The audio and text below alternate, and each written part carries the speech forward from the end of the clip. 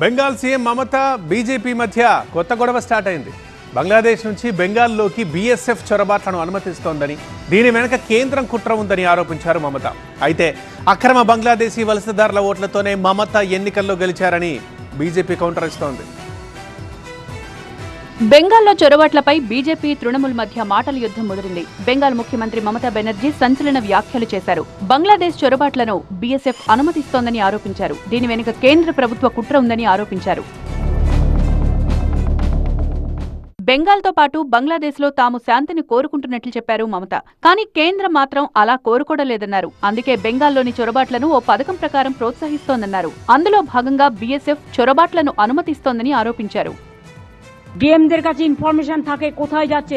মনোজ, তুমি কোনো ইনফরমেশন পেয়েছো ডিএমএসপিদের কাছ থেকে আজ পর্যন্ত? পাওনি।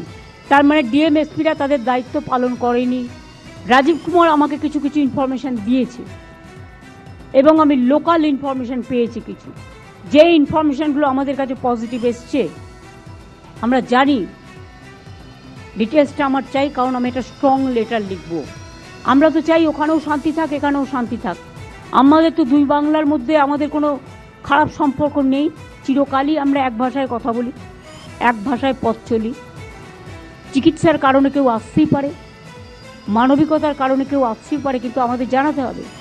এটা আমি তাদের কথা বলছি না। এখানে গুন্ডা পাঠিয়ে দেওয়া হচ্ছে, বর্ডার দিয়ে খুন করছে, চলে যাচ্ছে, এই রকম লোক পাঠানো হচ্ছে। బంగ్లాదేశ్ నుంచి చొరబాట్లు బెంగాల్లో శాంతికి విఘాతం కలిగిస్తోందని కేంద్ర హోంమంత్రి అమిత్ షా కొద్ది రోజుల క్రితం ఆరోపించారు.